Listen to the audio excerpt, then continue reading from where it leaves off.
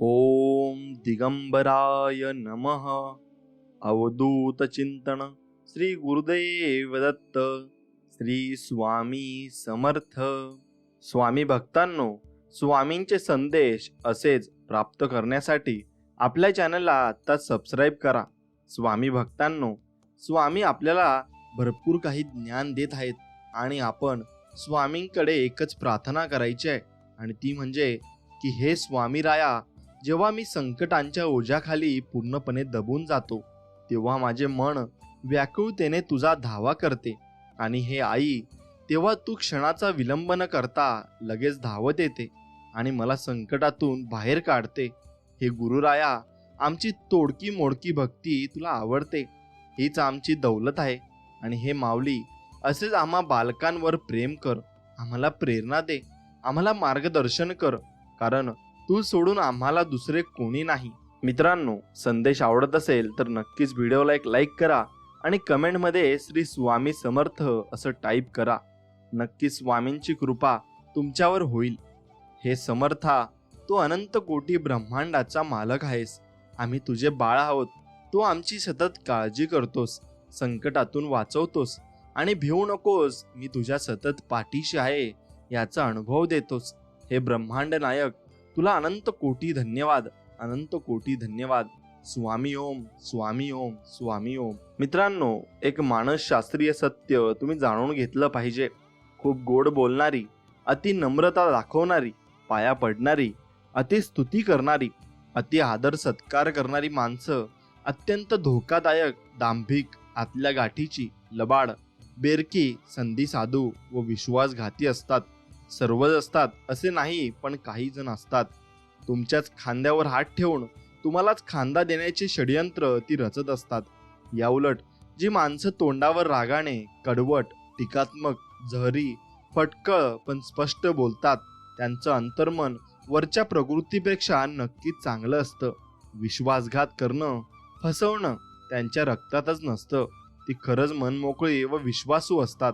म्हणून जीवनात आपण बाकी काही शिको अथवा न शिको, पण माणसं वाचायला आणि माणसं ओळखायला नक्कीच आपण आयुष्यामध्ये शिकले पाहिजे. तेवढे आपल्याला माणसं ओळखता आली पाहिजे. ज्याप्रमाणे ताकामध्ये लोणी असतेच, लोणी प्रकट करण्यासाठी ताक घुसाळवे लागते, अगदी तसेच नामात सर्व कृपा अगदी दडलेली आहे. आणि या कृपेचा अनुभव हवा असेल तर निरंतर नाम घ्यावेच लागते, आणि नामानेच सर्व काही सिद्ध होत असते. लक्षात ठेव, मी तुझ्या आयुष्यातील तेच दुःख दूर करू शकतो जे तुझ्यावर दुसऱ्यांनी लादले आहे, असे स्वामी समर्थ आपल्याला सांगत आहेत. आणि दुसऱ्यांनी लादलेले तुझ्यावरचे दुःख मी नक्कीच कमी करू शकतो, पण तू स्वतः कर्माने जे दुःख तुझ्याकडे ओढून घेतलं आहे ना, त्यातील एक कणही आणि एक क्षणही मला कमी करता येणार नाही. म्हणून कर्म सुंदर आणि स्वच्छ ठेव, बाकी बघायला मी आहेच. एकदम तू निश्चिंत राहा आणि कशाचंही तू टेन्शन घेऊ नको, मी तुझ्या पाठीशी आहे, असं स्वामी आपल्याला सांगत आहेत. प्रत्येकाच्या वयाप्रमाणे आदर केलाच पाहिजे, मान आपण दिलाच पाहिजे. बोलताना शब्दांचा जपून वापर आपण केलाच पाहिजे. शब्द दुवा आहे, शब्द दवा आहे, शब्द दावा आहे, आणि शब्द हा माणुसकीचा ठेवा आहे.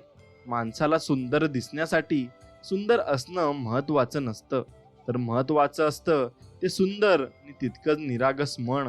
आणि त्यावर जर निर्मळ हास्य असेल तर जगात त्या व्यक्तीपेक्षा सुंदर कोणी दिसू शकत नाही आणि असूही शकत नाही. हेही तितकंच खरं आहे. स्वामी भक्तांनो, हे आपलं घर, संपूर्ण घर हेच आपलं देवघर. निराळं देवघर नाही, आपण दोघं इथले पुजारी. तू विचारशील पूजा कशी करायची, मी सांगेन गृहस्थ धर्माची. तू विचारशील पूजेला साहित्य, मी सांगेन पंचेंद्रिय. तू मग विचारशील नैवेद्य कोणता, मी सांगेन प्रामाणिक कष्ट हा नैवेद्य. मग प्रश्न येईल आरतीचा, मी सांगेन या देवघरात राहणाऱ्या आणि येणाऱ्या सर्व माणसांबद्दल प्रेम, जिव्हाळा हीच आरती असते. शेवटी प्रश्न येईल प्रसाद सेवनाचा, मी सांगेन पंचेंद्रिय आणि अवयव प्रामाणिकपणे राबले असतील तर त्यांच्या आवाक्यातील प्रत्येक गोष्ट प्रसादच आहे.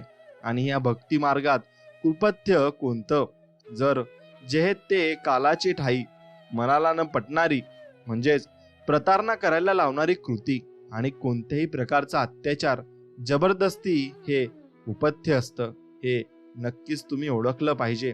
मनापासून हाक मार, मी नक्कीच धावत येईन, असं स्वामी आपल्याला सांगत आहेत. संकटात असताना तुम्हाला मठात येणे, पोथी वाचन किंवा इतर धार्मिक विधी जमणार नाहीत, कारण तेव्हा तुमची मनस्थिती तशी नसते. त्यावेळेत आणखीन दुःखी राहण्यापेक्षा जाता येता, उठता बसता, कोणत्याही अवस्थेत, कोणत्याही ठिकाणी फक्त माझे नामस्मरण करीत राहा. मी सोबत असेन आणि शेवटपर्यंत तुझ्या सोबत मी राहील. मी कोणत्याही चमत्कार करण्याचा अधिकार दिला नाही, ना माझी जागा घेण्याचा अधिकार दिला आहे. कोणी जर असे करत असेल ना, तर इतकंच लक्षात ठेवा की माझ्या दरबारात चुकीला अजिबात माफी नाही.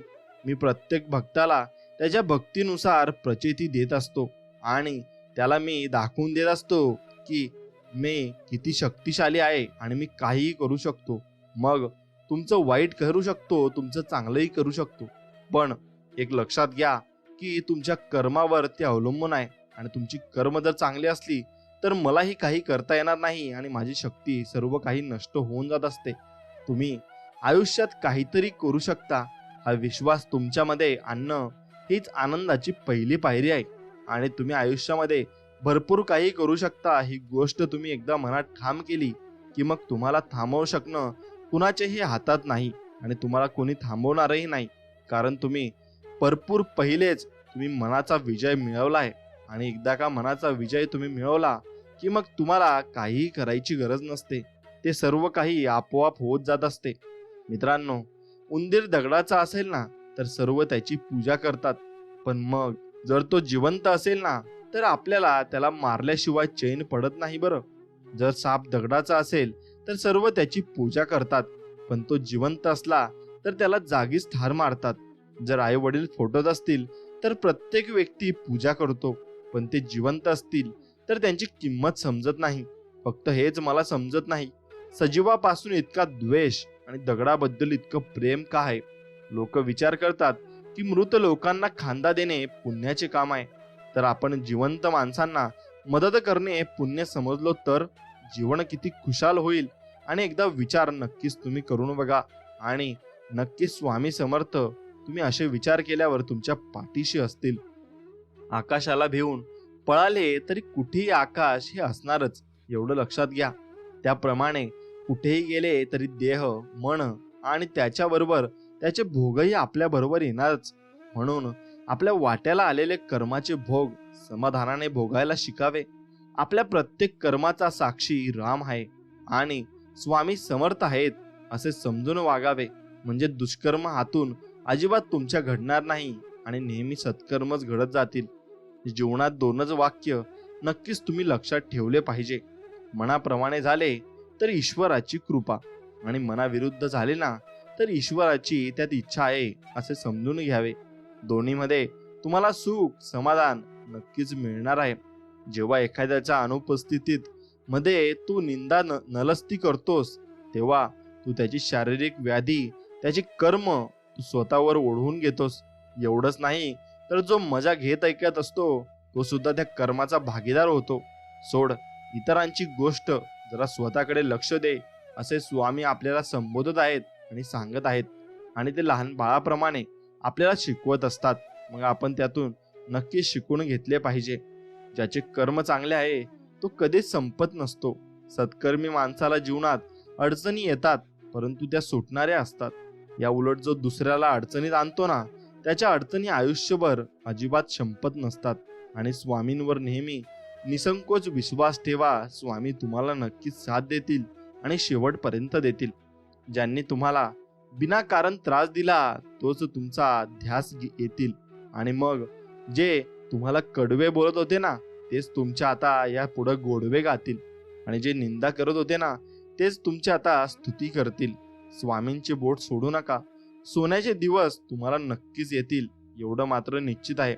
अशक्य ही शक्य स्वामी करतील, ही स्वामींमध्ये पूर्णपणे शक्ती आहे. मित्रांनो, आयुष्यात जेव्हा चांगल्या गोष्टी घडतात तेव्हा एका शब्दाने कोणी विचारत नाही, आणि एक वाईट गोष्ट घडली की लगेच विचारतात आमच्याच बाबतीत का? मग माणसांच्या आयुष्यातील दुःख हे सुखांच्या आनंदाकरता फार महत्वाचे असतात, एवढं मात्र निश्चित आहे.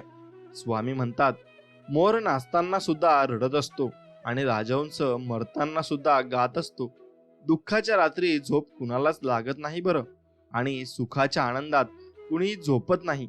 यालाच तर आपले जीवन म्हणतात. आणि ह्या जीवनाचे दोन चाक घेऊन आपल्याला हे चालावेच लागते आणि या या मार्गाने सर्वांना जावेच लागते, एवढे मात्र निश्चित आहे.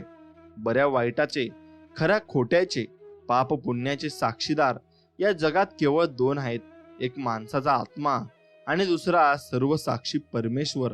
म्हणून दोघांना भिवून राहा आणि दोघांना लक्षात ठेवून चांगली आणि वाईट कर्म करा.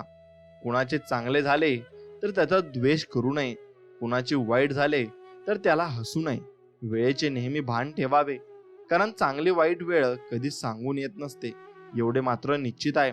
सदैव तुम्ही स्वामी नामाचा जप करा, कधी ना लागे तुम्हास दुःखाचा वारा. आलेले तुमचे संकटही जाईल माघारा, नक्की येईल अनुभव तुम्हा जगा वेगळा. तेव्हा कळेल स्वामी नामाचा अर्थ खरा. म्हणून एकच मंत्र जपा, श्री स्वामी समर्थ, जय जय स्वामी समर्थ. काळ कितीही वाईट असू द्या, परिस्थिती कितीही डामाडौल असू द्या आणि होऊ द्या, पण काळजात स्वामींबद्दल प्रेम भक्ती असेल तर एक दिवस विजय हा तुमचाच होतो आणि नक्की तो तुमचा विजय असतो.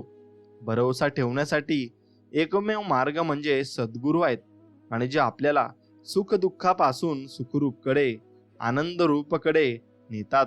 म्हणून भरवसा फक्त सद्गुरू वचनावर ठेवावा, मनुष्य वचनावर नाही, कारण ते कधी स्थिर नसते आणि ते अस्थिरेकडेच नेणार आहे. म्हणून फक्त नेहमी स्वामींवर विश्वास ठेवा, चांगलेच होणार हे मनात धरून चला, बाकीचे परमेश्वर बघून घेईल. हा विश्वास मनात असला ना, मग येणारा प्रत्येक क्षण आत्मविश्वासाचा आणि सकारात्मकतेचा असेल. निश्चिंत राहा, मी पाठीशी आहे, असे स्वामी बोध करत आहेत. घर असावे घरासारखे, नकोच नुसत्या भिंती, तेथे असावा प्रेम जिव्हाळा, नकोच नुसती नाती. त्या शब्दांना अर्थ असावा, नकोत नुसती वाणी. सूर जुळावे परस्परांचे, नकोत नुसती गाणी. त्या अर्थाला अर्थ असावा, नकोत नुसती नाणी. अश्रूंतूनही प्रीत जरावी, नकोत नुसते पाणी. या घरट्यातून पिल्लू उडावे, दिव्य घेऊनी शक्ती. आकांक्षाचे पंख असावे, श्री स्वामींवर भक्ती. आणि अशीच भक्ती आपण स्वामींवर टिकून ठेवली पाहिजे. ज्यांच्या मनी सद्गुरू विचार, तो नसे कधी लाचार. ज्याच्या अंगी श्री सद्गुरू भक्ती, त्याला नाही कशाची भीती. ज्याच्या हृदयात श्री सद्गुरू मूर्ती, त्याची होई जगभर कीर्ती. जो करेल श्री सद्गुरूंची पूजा, त्याच्या आयुष्यातून संकटे अगदी होऊन जातील वजा, आणि मग त्याला सुखाचा अनुभव नक्कीच येईल.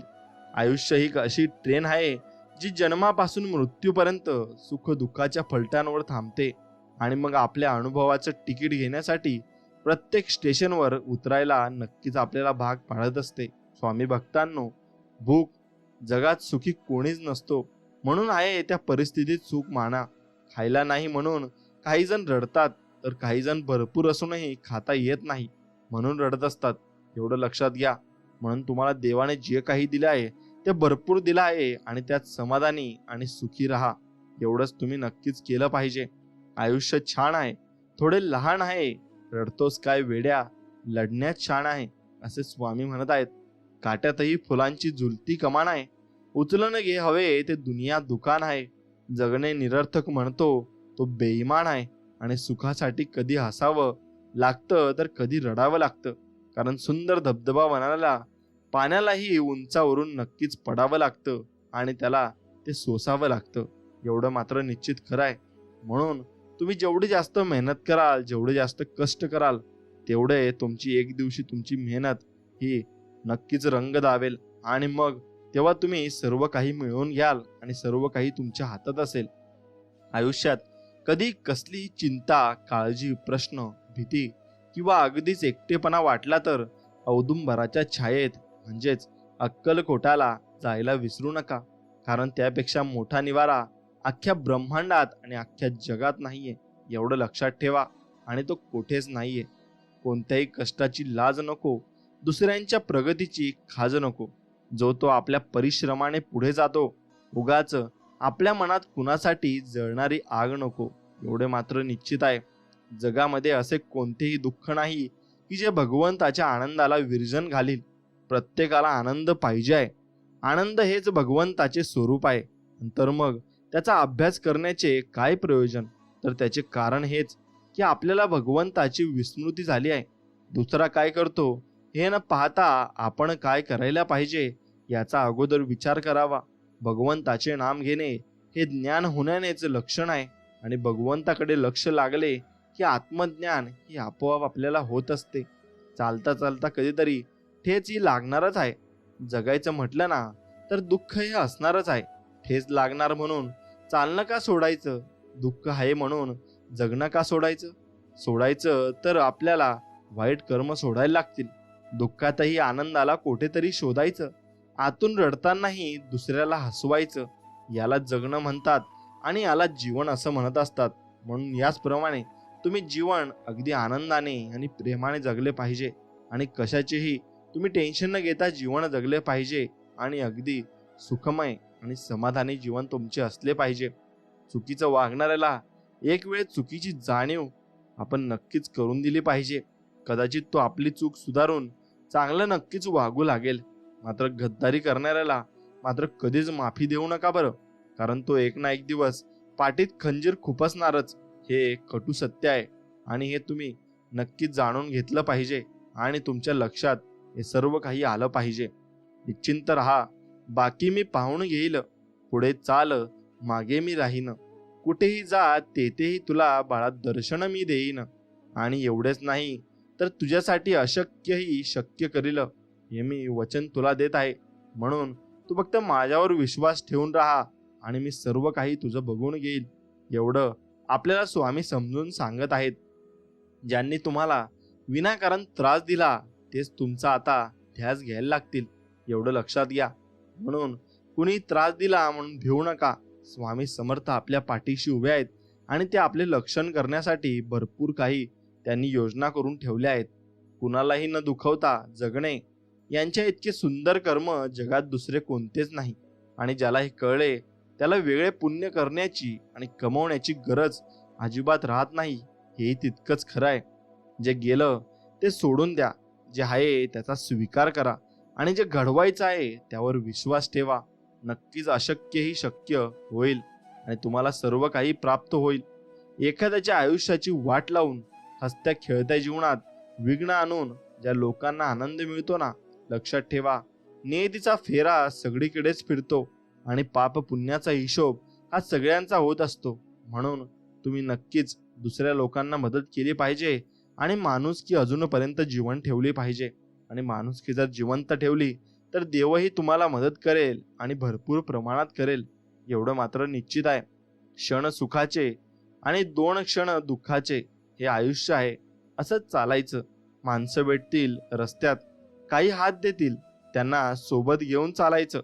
तर काही हात सोडून मोकळे होतील, त्यांना तिथेच सोडून द्यायचं. हे आयुष्य आहे. असंच चालायचं. घडत नाही मनासारखं म्हणून रडत नाही बसायचं. दुसऱ्याचं सुख बघून कधीच जळत नाही बसायचं. प्रत्येकाचा एक दिवस ठेवला आहे देवानं. त्या दिवसाची वाट पाहत आनंदाने जगायचं. हे आयुष्य आहे. असंच चालायचं आणि असंच जगायचं बघा. कोणाला आपलंसं बनवायचं असेल तर मनाने नक्कीच बनवा, फक्त मुखाने नाही. कोणावर राग व्यक्त करायचा असेल तर मुखाने करा, मनाने नाही. लक्षात ठेवा, ज्या दोऱ्याला गाठ नसते असाच दोरा सुईमधून प्रवेश करतो, एवढं मात्र निश्चित आहे. आणि हे तुम्ही मनात अगदी ठाम तुम्ही हे बांधून ठेवायला हवे आणि हे तुमच्या लक्षात असायला हवे. मित्रांनो, मनातला कचरा रोज नक्कीच तुम्ही साफ केला पाहिजे. तो कुठल्या झाडूने नाही तर देवाच्या नामजपाने झाडला जातो. आता हा कचरा कुठला? तर पहिला मीपणा आणि दुसरा अहंकार, गर्व, वासना, काम, क्रोध, लोभ, मत्सर. आणि हे सर्व तुम्ही जाळून टाकले पाहिजे आणि तुमच्या मनातून सर्व विषय तुम्ही काढून टाकले पाहिजे. तेव्हाच तुमचे मन अगदी निर्मळ आणि अगदी सोजवळ होऊन जाईल आणि मग स्वामींचे दर्शन तुम्हाला मिळतील. कारण स्वामींची तुम्ही मग मनापासून सेवा करू लागाल आणि निस्वार्थ भक्ती स्वामींना खूप आवडते. स्वामी म्हणतात, नियती जेव्हा तुमच्या हातून काही हिरावून घेते तेव्हा त्यापेक्षाही काही मौल्यवान देण्याकरता तुमचा हात ती रिकामा करत असते. म्हणून एवढं लक्षात ठेवावं, भगवंताची मनापासून प्रार्थना करावी. आपल्याला तो बरोबर मार्ग दाखवतो. आपण अंधारामध्ये वाट चालत असताना एक क्षणभरच वीज चमकते, परंतु त्यामुळे पुढचा रस्ता सगळा आपल्याला दिसायला लागतो. त्याचप्रमाणे मनापासून भगवंताचे स्मरण केले तर पुढच्या मार्गाचे आपल्याला आपोआप ज्ञान होते. आणि ज्यांच्या प्रपंचामध्ये पाठीराखा परमात्मा आहे त्यांचा तोच परमार्थ होतो. आणि सद्गुरु दर्शनाने पूर्वकर्मे पापे जळून जातात. तुमची पुढची काळजी सद्गुरु घेतात तेव्हा पाठीमागची आठवण काढीत बसू नये आणि काळजी करू नये. समाधानात आणि आनंदात नक्कीच तुम्ही जगले पाहिजे आणि राहिले पाहिजे.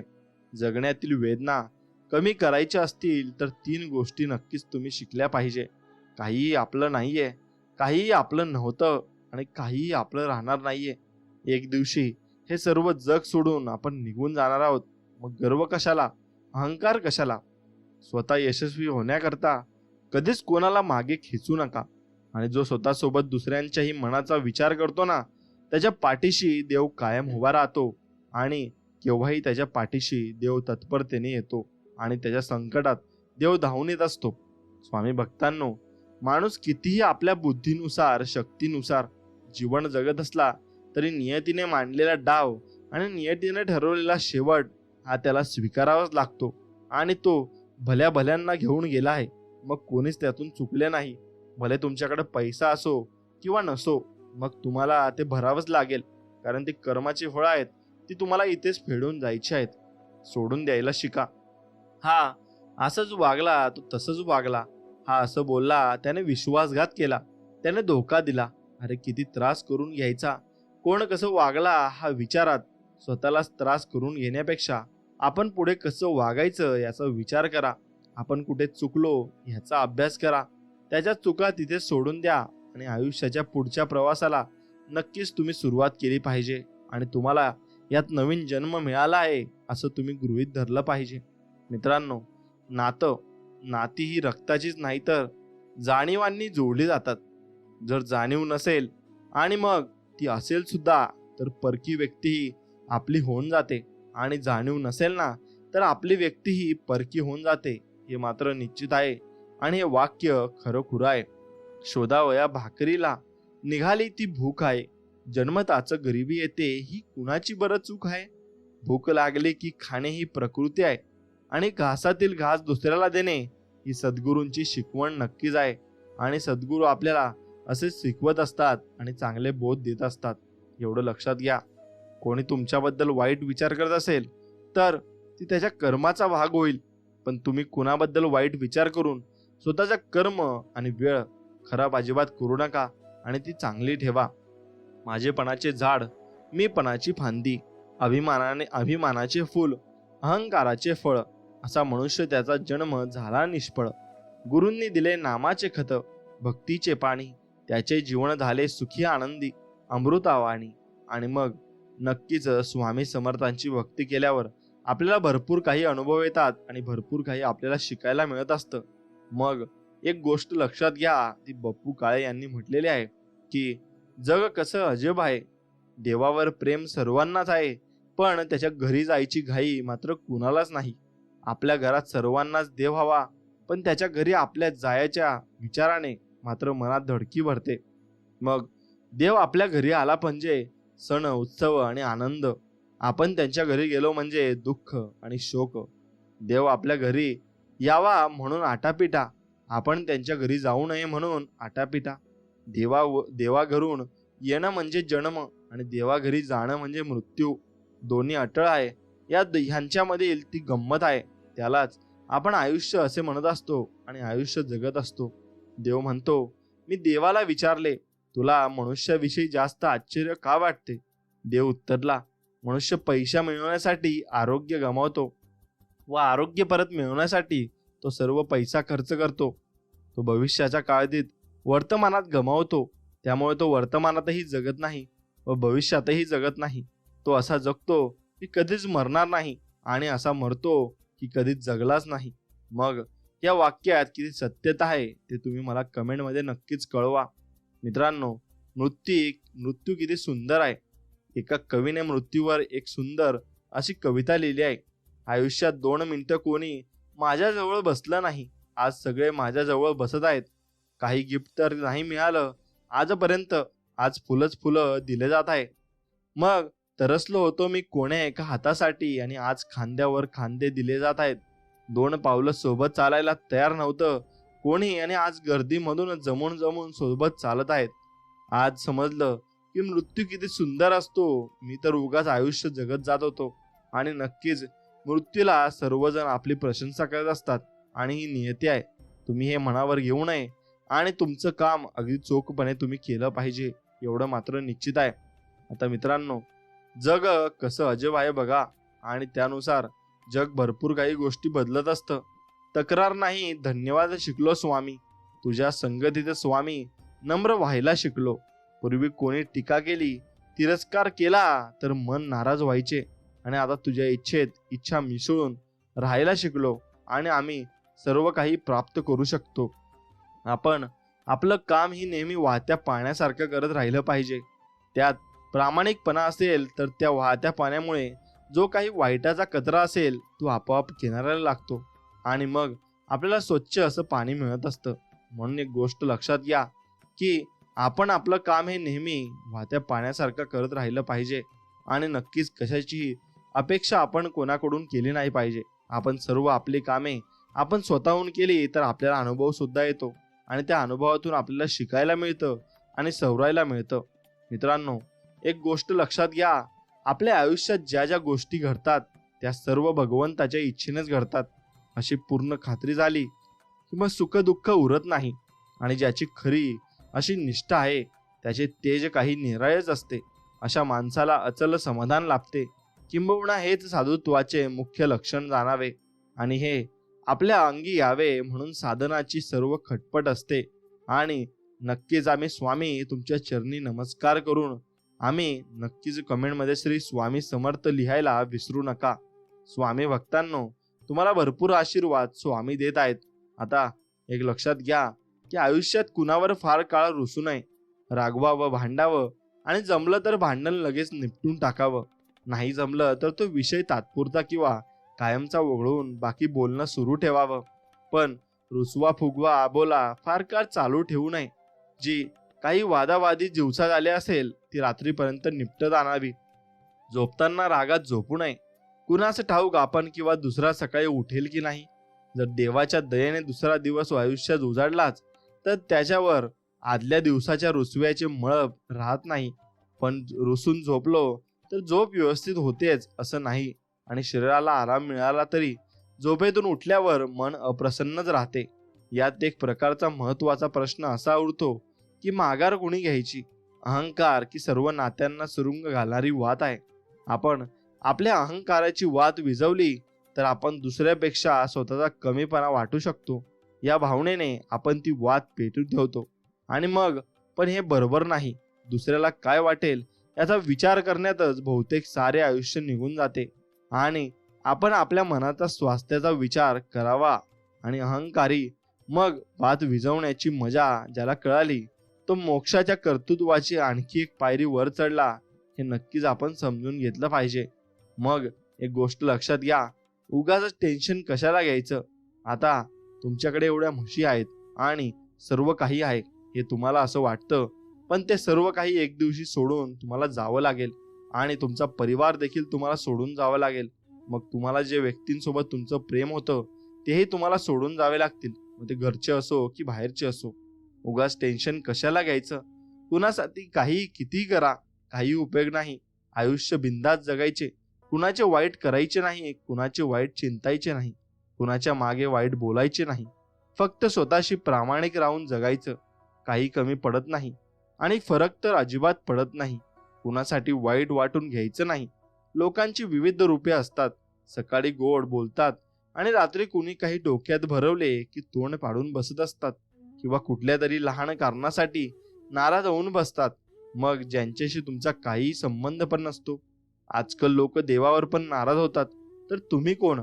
कुणी कितीही वाईट बोलो आणि किंवा वाईट करण्याचा प्रयत्न करू.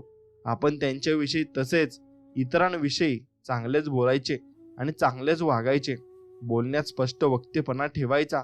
कुणाच्या आयुष्यात डोकवायचे नाही आणि कुणाविषयी मागे वाईट चर्चा करायची नाही. फक्त स्वतःबरोबर दुसऱ्यांचे हित चिंतायचे आणि कुणाच्या पुढे पुढे करायचं नाही. जिंदगी मस्तीत पण अगदी एकदम शिस्तीत जगायची असते. थंड पाणी आणि गरम इस्त्री जेव्हा कपड्यांवरच्या सुरकुत्या घालवतात, तसेच शांत डोके आणि उबदार तुमचं जे मन असतं ना, ते आयुष्यातील चिंता आपली घालवत असतात. म्हणून स्वामी भक्तांनो, तुम्ही नक्कीच हसत राहिले पाहिजे आणि असं हसतमुख राहिलं ते सर्व काही आपल्याला प्राप्त होतं. आणि स्वामींची इच्छा असेल तर आपल्याला सर्व काही मिळत जातं, एवढं मात्र निश्चित आहे. स्वामी भक्तांनो, व्हिडिओ आवडत असेल तर नक्कीच व्हिडिओला लाईक करा आणि कमेंटमध्ये लिहा श्री स्वामी समर्थ, जय जय स्वामी समर्थ. स्वामींची सेवा करता करता आपल्याला दीर्घायुषी कसे होता येईल आणि स्वामींची सेवा आपण पूर्ण आयुष्यभर करू शकू, यासाठी दीर्घायुषी होण्याचा एक जप मंत्र आणि ते जपानमधील लोक वापरत असे. जन्म मृत्यूची नोंद ठेवण्याची प्रगत यंत्रणा असल्यामुळे कदाचित अमेरिकेमध्ये दीर्घायुषी लोक असल्याचे जास्त पुरावे मिळतील, पण खरं तर जपानमध्ये सर्वात जास्त शतायुषी लोक राहतात. गावाकडे असलेलं शांत आणि आनंदी जीवन हे त्यांच्या दीर्घायुष्याचं रहस्य आहे. जपान हा जगातील सर्वात जास्त दीर्घायुषी लोक असलेला देश आहे, यात शंकाच नाही. जगातील कोणत्याही इतर देशांपेक्षा इथे दीर्घायुषी होण्याची संभावना सर्वात जास्त आहे. योग्य खाद्य संस्कृती, आजारी पडण्याच्या आधी आणि वेळोवेळी डॉक्टरांचा घेतलेला सल्ला, याचबरोबर संस्कृतीशी जोडलेली नाळ, या सगळ्या गोष्टी त्यांच्या दीर्घायुष्याच्या रहस्यामध्ये येतात. संघभावना आणि मिळून मिसळून गटाने राहण्याच्या सवयी, आपल्या जीवनाच्या शेवटच्या क्षणापर्यंत कार्यरत राहण्याची सवय, आणि या सगळ्या गोष्टी त्यांच्या शतायुषी जीवनाचे रहस्य आहे. गरज नसतानाही सतत कार्यरत राहण्यासाठी तुम्हाला तुमचा इकिगाई माहिती असणं आवश्यक असतं. तुमचा इकिगाई तुम्हाला सतत लोकोपयोगी आणि आकर्षक गोष्टी बनवण्यासाठी प्रेरणा देत राहतो, एवढं मात्र निश्चित आहे. आता जपानमधील लोकांची, शतायुषी लोकांची शिकवण, आनंदी आणि दीर्घायुषी होण्यासाठी जपानी चालीरीती आणि म्हणी काय आहेत ते आपण नक्कीच जाणून घेऊ. ओगिमामीला पोहोचण्यासाठी आम्हाला साधारण 3 तास विमानाने प्रवास करून टोकियोवरून नाहाला जावं लागलं, असं हे लेखक म्हणत आहेत. आणि जी ओकी नावाची राजधानी आहे, काही महिन्यापूर्वीच आम्ही त्या गावातील प्रमुखाला फोन करून आमच्या तिथे येण्याचं कारण सांगितलं होतं. तिथल्या सर्वात दीर्घायुषी माणसाची मुलाखत मिळावी अशी इच्छाही आम्ही व्यक्त केली होती. बऱ्याच चर्चा झाल्यानंतर आम्हाला शेवटी परवानगी मिळाली आणि आम्हाला तिथल्या गावाजवळील एका भागामध्ये भाड्याने खोली मिळाली. आणि पुस्तकाचं काम सुरू केल्यानंतर साधारण 1 वर्षाने आम्ही अशा लोकांपर्यंत पोहोचलो होतो जे जगातील सर्वात दीर्घायुषी लोक होते. आम्हाला असं जाणवलं की जणू काही तिथे काळ स्तब्ध झाला आहे आणि थांबला आहे, कारण ते संपूर्ण गाव हे आज, आत्ता आणि इथे या भावनेमध्ये जगत होतं. ओकिमी मधील हे आगमन, आता नाहापासून 2 तास ट्रॅफिकमधून प्रवास केल्यानंतर आम्ही अशा रस्त्यावर पोहोचलो जिथे गर्दीच फार कमी होती आणि आमची गाडी त्या रस्त्यावरून चालली होती.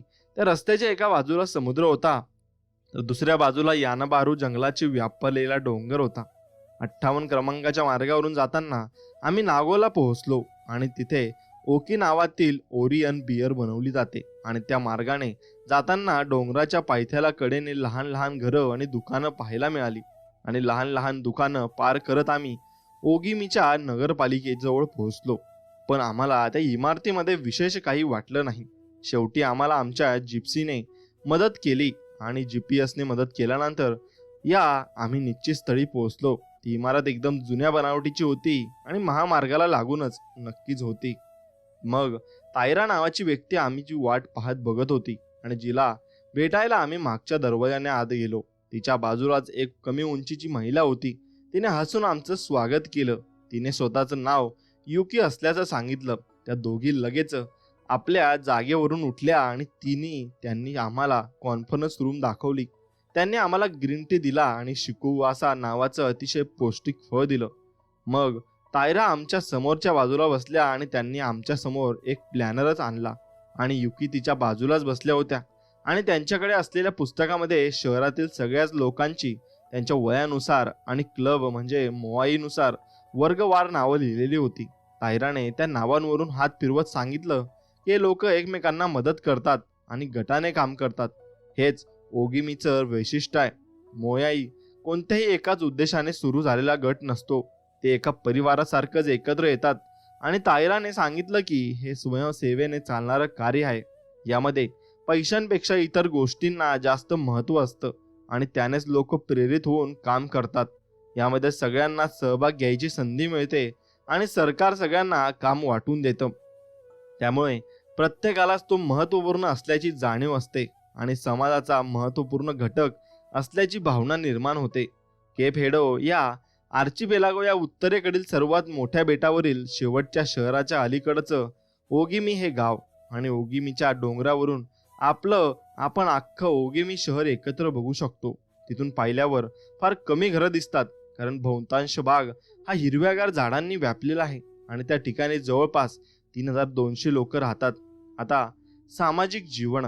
आम्हाला ओगिमी मधील एका लहानशा हॉटेलमध्ये जेवायला बोलवलं होतं, पण आम्ही तेव्हा तिथे गेलो तेव्हा लक्षात आलं की फक्त 3च टेबल राखून ठेवले होते. आणि काही हरकत नाही, आपण चुरावमध्ये जाऊयात आणि ते मोकळं असेल. युकी तिच्या कारकडे जाता जाता म्हणाली.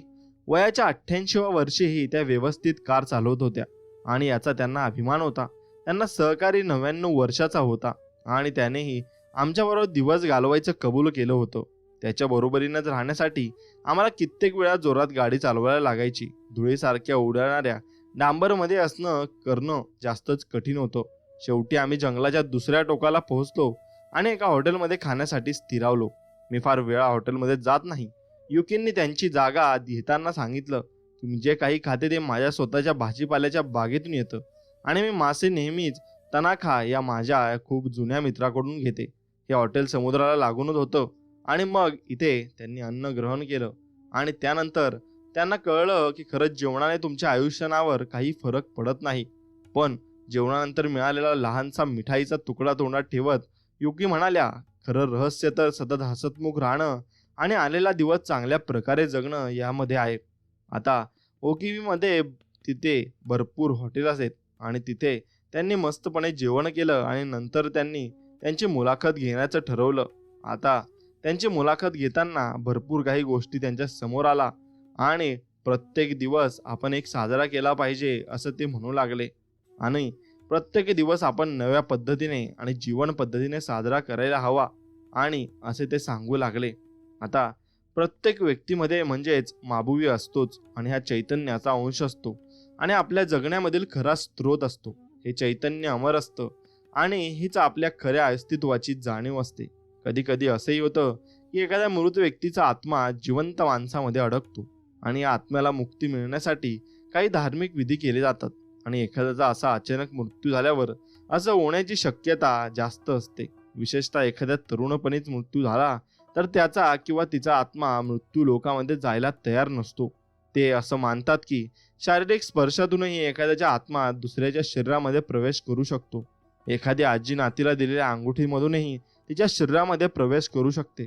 इतकंच नाही तर फोटोंच्या माध्यमातूनही आत्म्याचा प्रवेश हा नक्कीच होऊ शकतो असे ते सांगू लागले.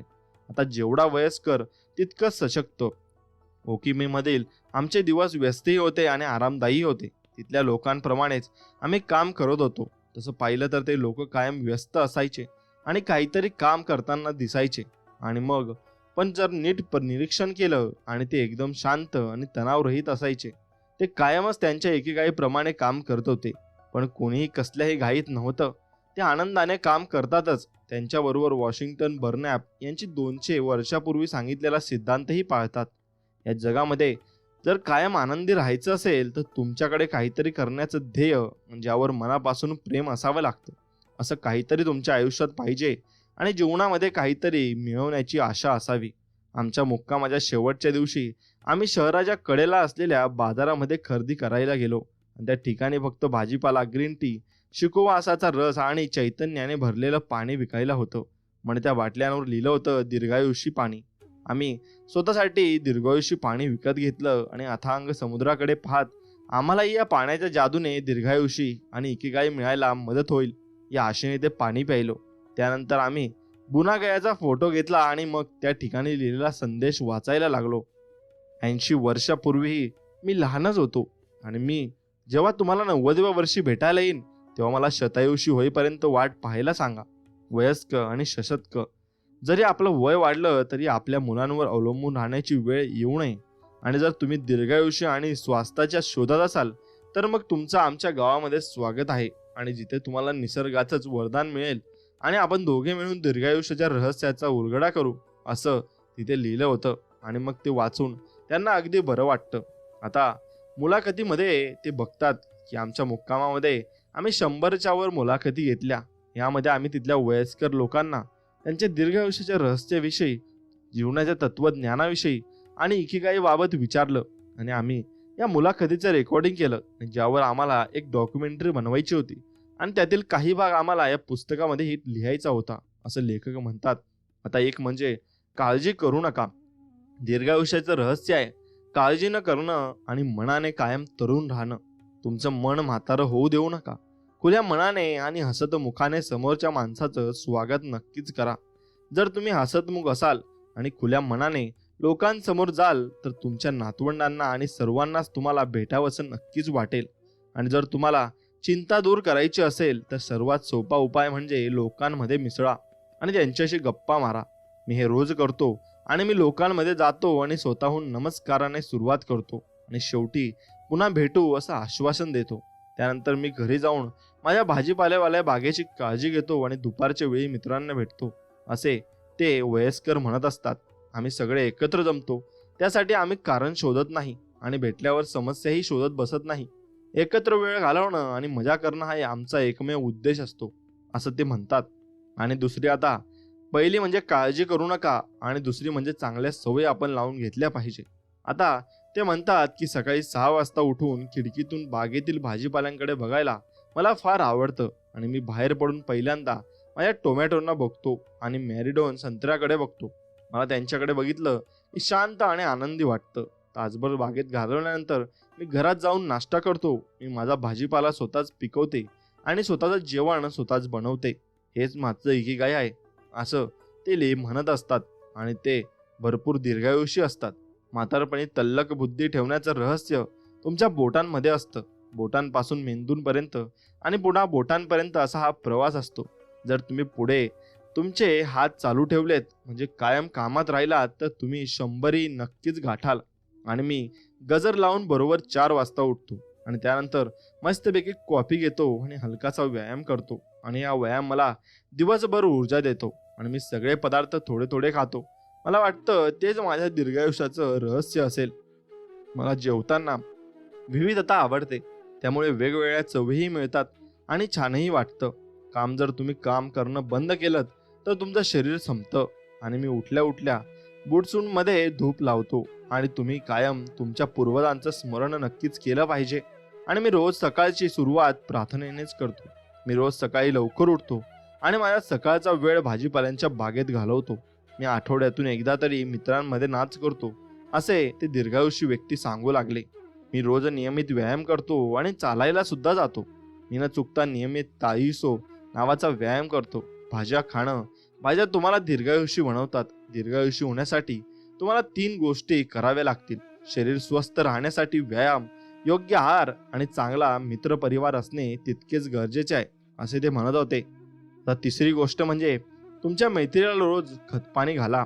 तर मित्रांबरोबर राहणं हाच माझा इकिगाई आहे. आम्ही एकत्र भेटून गप्पा मारतो हेच फार महत्वाचं आहे. मला माहिती असतं की उद्या सकाळी मी यांना पुन्हा इथेच भेटणार आहे आणि हीच माझ्या जीवनातील सर्वात आवडती गोष्ट आहे. मित्रांबरोबर आणि शेजारच्या लोकांबरोबर असणं हा माझा छंद आहे.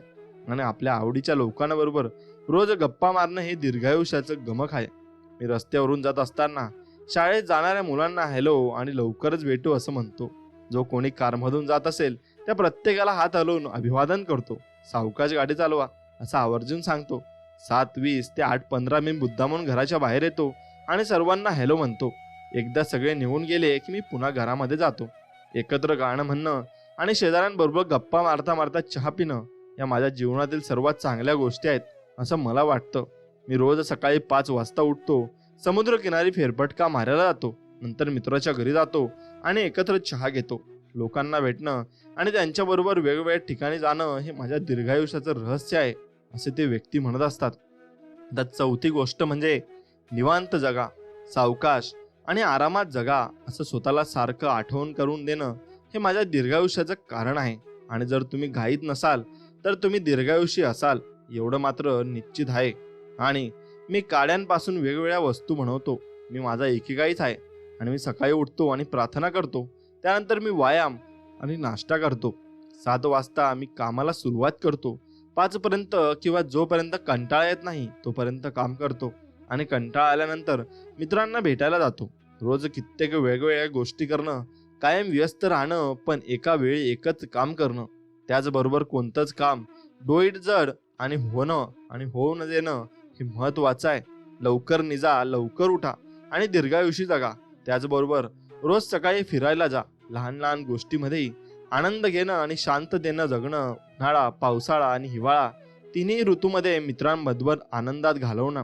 आता या गोष्टी तुम्ही नक्कीच केल्या पाहिजे असे ते दीर्घायुषी व्यक्ती म्हणत होते. आता 5वी गोष्ट म्हणजे सकारात्मक बना. रोज सकाळी उठल्यानंतर मी स्वतःला सांगतो की आजचा दिवस हा स्वस्थ ऊर्जेने भरलेला आहे आणि मी त्याचा पुरेपूर लाभ घेणार आहे.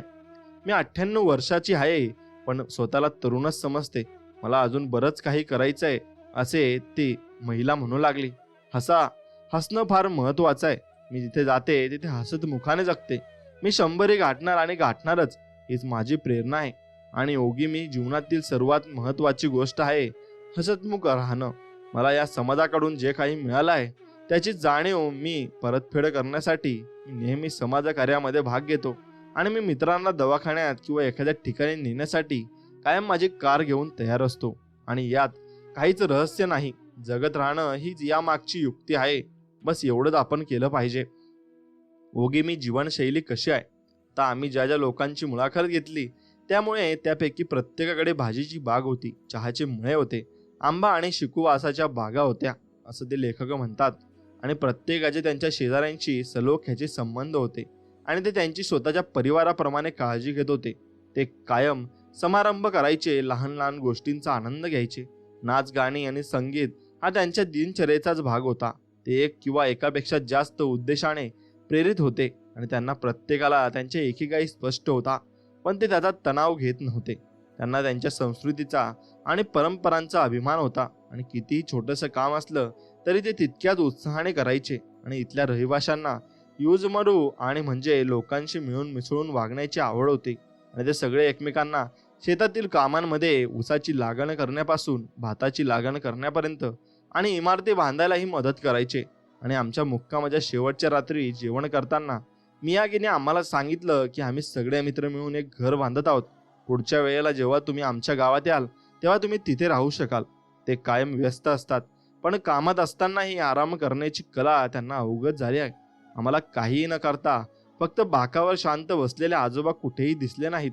ते कायम कुठेतरी जात असतात, कुणाला तरी भेटत असतात, गेटबॉल खेळत असतात आणि कराओक जात गात असतात.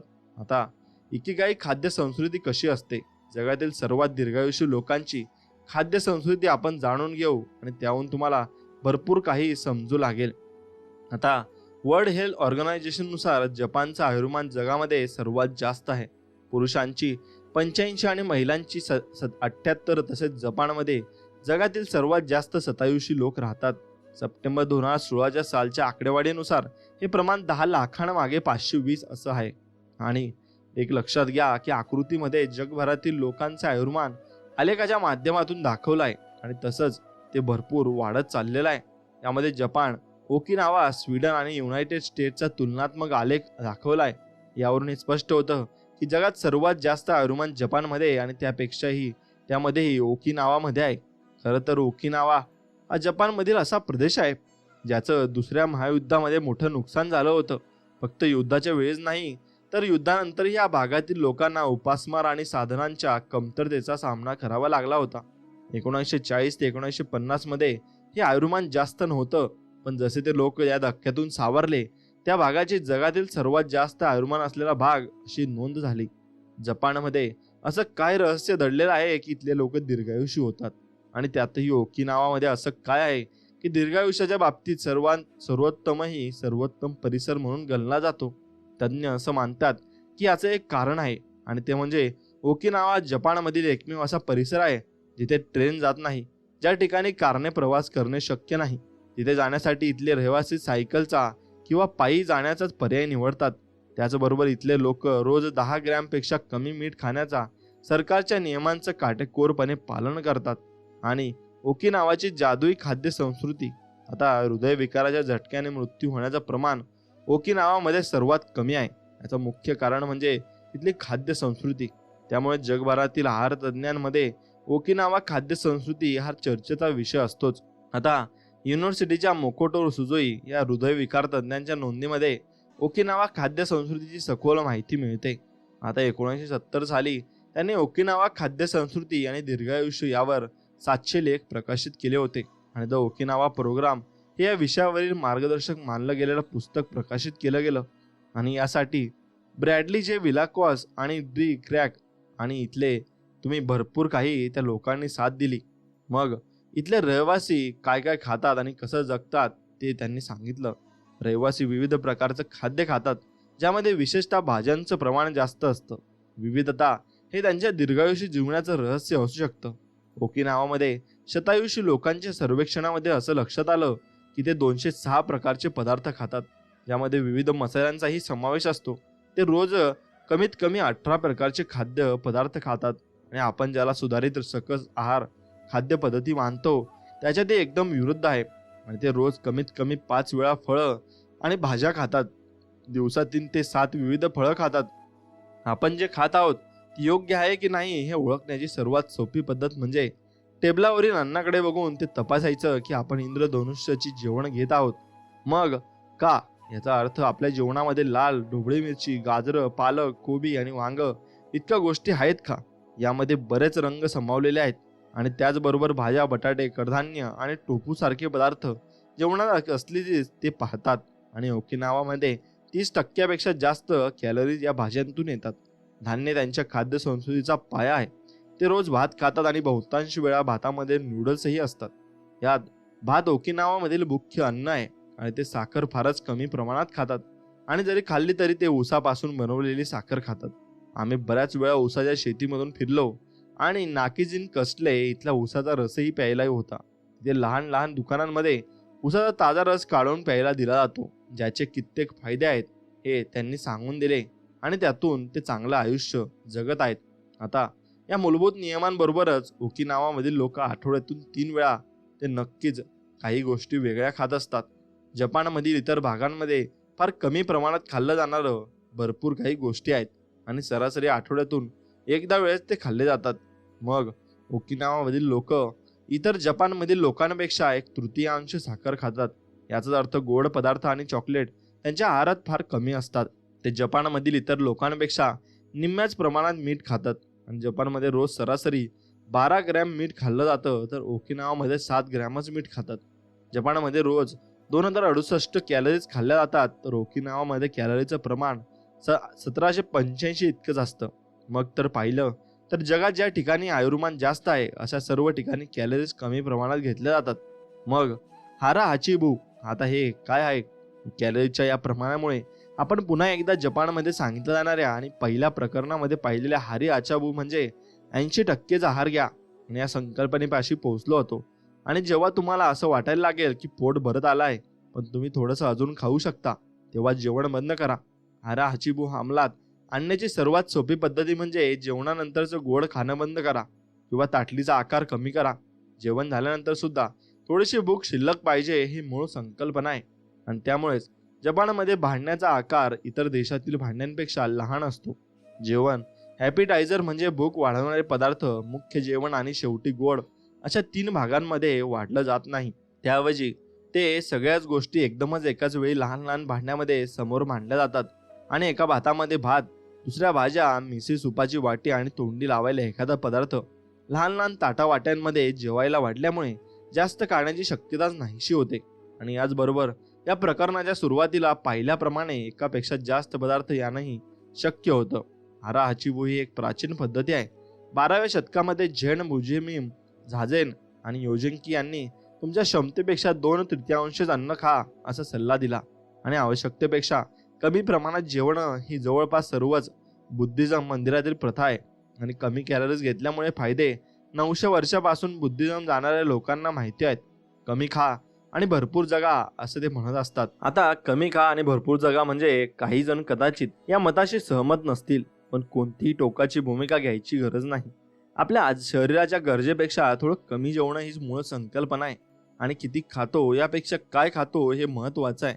याची कमतरता भरून काढण्यासाठी जे काही खाऊ ते पौष्टिक आणि विशेषतः सुपरफूड असणं आवश्यक आहे. भरपूर आणि सकस नसलेलं खाण्यापेक्षा जे सकस आणि पौष्टिक आहे ते कमी प्रमाणात जेवलं ही फायद्याचं ठरतं. कमी कॅलरीज खाणं ही दीर्घकाळ जगण्यासाठी सर्वात आवश्यक बाब आहे. आणि जर प्रमाणापेक्षा जास्त कॅलरीज खाल्ल्या गेल्या तर आळस येतो आणि मग शरीराची सगळी ऊर्जा फक्त अन्न पचवण्यामध्ये खर्च होते. आणि कमी कॅलरीज घेण्याचा अजून एक फायदा म्हणजे ते IGF-1 हे नक्कीच तुमच्या लक्षात येईल आणि इन्सुलिन लाईफ ग्रोथ फॅक्टर 1 चं प्रमाण कमी करते. IGF-1 मुळे वय वाढण्याची प्रक्रिया सुरू होते आणि याचं प्रमाण भरपूर रक्तामध्ये जितकं जास्त असेल तितकं वय वाढण्याची प्रक्रिया जलद गतीने सुरू होते. कॅलरीज कमी घेतल्यामुळे दीर्घायुषी होण्यासाठी खरंच फायदा होतो का हे सांगणं कठीण आहे. पण अभ्यासाआधी हे सिद्ध झालं आहे की योग्य प्रमाणात कॅलरीज आणि पौष्टिक अन्न घेतल्यामुळे लठ्ठपणा, दुसऱ्या स्तरावरील डायबेटीज आणि कॅन्सर सारख्या आजारांना आमंत्रण देणाऱ्या गोष्टी टाळल्या जातात. आणि 80% नियम पाळण्याऐवजी आठवड्यातून फक्त 1 किंवा 2 दिवस उपवास करण्याचा पर्यायही उपलब्ध आहे. 5 ते 2 या सूत्रानुसार आठवड्यातील 2 दिवस उपवास करण्याचा सल्ला दिला जातो. या 2 दिवसात प्रत्येकी 500 कॅलरीज खायचा सल्ला दिला जातो. इतर तर 5 दिवस नियमित कॅलरीज खायला मुभा असते. उपवासांच्या अनेक फायद्यांमध्ये पचनक्रिया स्वच्छ होणं आणि त्याला आराम मिळणं हे महत्त्वाचे फायदे मानले जातात. आता ओकिनावा खाद्य संस्कृतीमधील 15 नैसर्गिक अँटीऑक्सिडंट आहेत. आणि अँटीऑक्सिडंट असे रेणू असतात जे पेशींमधील ऑक्सिडेशनच्या प्रक्रियेला संथ करतात आणि वय वाढण्याची प्रक्रिया जलद करणाऱ्या प्रक्रिया संथ करतात. ग्रीन टी हे असंच एक नैसर्गिक अँटीऑक्सिडंट आहे. म्हणून ते ग्रीन टी जास्त घेतात आणि त्यानुसार त्यांना भरपूर काही त्याचे फायदे होतात. मग ते नैसर्गिकरित्या अँटीऑक्सिडंट जवळपास रोजच घेतलं जातं असल्यामुळे तुम्ही 15 पदार्थांना त्यांच्या जीवनशैलीचा भाग बनायला हवा. टोफू, मिसो, टुना, गाजर, गोया म्हणजे कारलं, कोंबू समुद्रातील वनस्पती आहे. कोबी, नोरी, कांदा, सोया, हेचिमास, सोयाबीन आणि गोड बटाटा, मिरफूट आणि सॅनपिन चहा हे सर्व काही अँटीऑक्सिडंटचं काम करतात आणि ते व्यक्ती हे सर्व काही घेत असतात. आता मन जिंकण्याचं प्रभावी तंत्र कोणतं आहे? ओकिनावामध्ये इतर कोणत्याही चहापेक्षा सॅनपिन चहा हा खूप जास्त प्रमाणात प्यायला जातो. हे ग्रीन टी आणि जाईच्या चहाचं मिश्रण असतं. आणि 1988 साली Okinawa institute of science and टेक्नॉलॉजीमध्ये हिरोको शो यांनी केलेल्या अभ्यासामध्ये असं निदर्शनास आलं की जास्मिन चहामुळे रक्तातील कोलेस्ट्रॉलचं प्रमाण कमी होतं. आणि ओकिनावामध्ये सॅनपिन चहा कित्येक प्रकारामध्ये उपलब्ध असतो आणि तो मशीनमार्फतही मिळतो. आणि अँटीऑक्सिडंट ग्रीन टीच्या फायद्यासह तो जाईचेही फायदे मिळवून देतो. हृदयविकाराच्या झटक्यापासून धोका कमी होतो, प्रतिकारशक्ती वाढते, तणाव कमी होतो, कोलेस्ट्रॉलचं प्रमाण कमी होतं. आणि ओकिनावामधील लोक रोज सरासरी 3 कप सॅनपिन चहा पितात. आणि जगभरातील इतर देशांमध्ये इतर चांगल्या प्रतीचा चहा मिळणार नाही, पण जास्मिन टी किंवा चांगल्या प्रतीचा ग्रीन टी यांचा जवळपास भरपूर काही फायदा देऊ शकेल. आणि तुम्ही नक्कीच घेतलं पाहिजे आणि दीर्घायुषी तुम्ही नक्कीच झालं पाहिजे असं मला वाटतं. आणि मित्रांनो, एक लक्षात घ्या, दीर्घायुषी होण्यासाठी देवाची भक्ती करणंही तेवढंच महत्त्वाचं आहे आणि देवधर्मामध्ये असणंही तेवढंच महत्त्वाचं आहे. कारण त्यानेही आपले दीर्घायुषी होण्याचे प्रमाण वाढत असते. कारण आपण भक्तीमध्ये असतो आणि आपल्या मनामध्ये कायम सकारात्मक विचार असतात आणि चांगले विचार असल्यामुळे आपले आयुष्य नक्कीच वाढत असते. त्यामुळे स्वामी समर्थांची भक्ती आपण नक्कीच केली पाहिजे आणि स्वामी समर्थांचं पूजन केलं पाहिजे. आणि सर्वात महत्त्वाचं म्हणजे स्वामी आपल्याला सांगत असतात की तुम्ही नामस्मरणामध्ये जास्त वळा आणि नामस्मरण जास्त करा. त्यामुळे तुम्हाला भरपूर काही फायदे बघायला मिळतील. म्हणून नामस्मरणाचे फायदे भरपूर काही आहेत. फक्त तुम्ही नामस्मरण अगदी मनापासून केलं पाहिजे आणि अगदी निर्मळ मनाने केलं पाहिजे, तर त्याचे फायदे अजून जास्त दिसून येतात आणि तुम्हाला भरपूर काही गोष्टी त्यातून शिकायलाही मिळतात आणि समजायलाही मिळतात. हे मात्र तितकंच खरं आहे. म्हणून नामस्मरण करणेही भरपूर महत्त्वाचे आहे आणि त्यातून भरपूर काही आपण शिकावयास मिळते. म्हणून मित्रांनो, एक गोष्ट लक्षात ठेवा, स्वामी तुमच्या पाठीशी उभे राहण्यासाठी तुम्हाला स्वामींना हाक मारावी लागेल आणि ते हाक मारण्यासाठी तुम्ही नामस्मरणाचा एक जोड घेऊ शकता आणि नामस्मरणाचा फायदा घेऊ शकता. नामस्मरण केल्यामुळे स्वामींपर्यंत तुमची हाक पोहोचते आणि स्वामी तुमच्या संकटात त्या नामस्मरणाने धावून येतात. म्हणून एवढे बोलून मी हे शब्द इथे संपवतो. चला भेटूया नवीन एक व्हिडिओमध्ये. तोपर्यंत तुम्ही चॅनलला सबस्क्राईब करा, व्हिडिओला लाईक करा आणि कमेंटमध्ये श्री स्वामी समर्थ लिहा. धन्यवाद. भेटूया नवीन व्हिडिओमध्ये. जय श्रीराम. श्री स्वामी समर्थ.